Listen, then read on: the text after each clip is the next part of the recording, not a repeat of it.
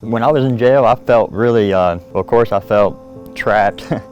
Because of the COVID-19, we were stuck in our cells 23 hours a day and only got to come out 1 hour a day. Just felt really cut off from people, you know, stuck.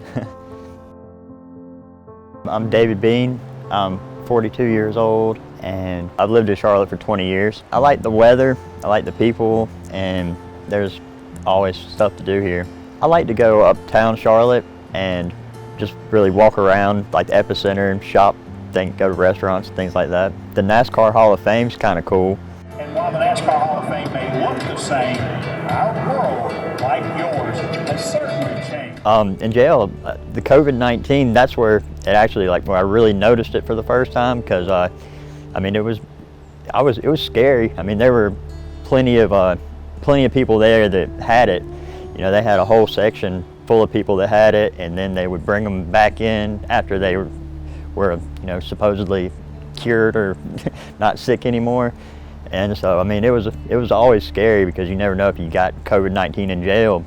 You don't feel like anybody's really gonna care about it. I feel like they were keeping a lot of people there that didn't need to be in jail, especially during something like that. For really, I mean, there were people that had been there for 6, 7, 8 months for things that, you know, if they had $500 they could have got out of jail. You know, I'd never heard of the Bail Project until I was in jail for about a month, and then somebody actually mentioned it to me. At first, I didn't think it was real. You know, I thought there's nobody that's going to come, you know, get me out of jail and not charge me with no catch or anything like that. So I had my dad call from the outside, because I figured that would be easier. The next day I talked to him. He said he had talked to a lady named Brenda who was super nice, and within, I think, 3 or 4 days, they had me, I was out.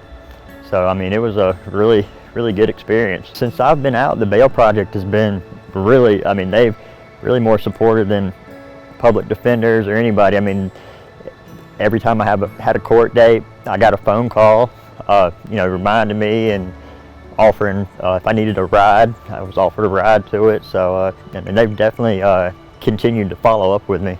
I think it's the way that the system forces people to stay in jail just due to the fact that they don't have money is super unfair, because, you know, when I was out, the guy that was beside me was in there for like a small theft charge. He'd been there for several months, but at the same time, a guy with a drug trafficking charge that had you know, $10,000 to throw down, he was out in 7 hours, you know, so it was definitely unfair.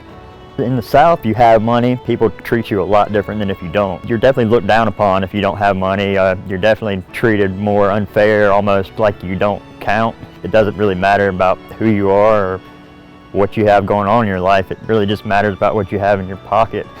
I definitely think the South is a great place for the Bail Project, because I mean, just being in jail and looking at the people that are in there, I mean, when I was there, I would say that 50 or 60% of the people had low cash bonds that, you know, just needed $100-200 and they could have gone home, and instead they were in there losing their jobs, messing up things at home, really causing a lot of more problems than $100.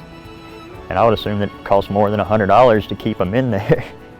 You meet a lot of good people in jail, and everybody tells you their story, and you know, it's just amazing that there's people in there of all old guys, young guys, people in the middle that have been there for 5, 6, 7 months for the stuff that they've been there for. You know, I mean, a lot of it doesn't even really seem like, you know, they should have even been arrested for it.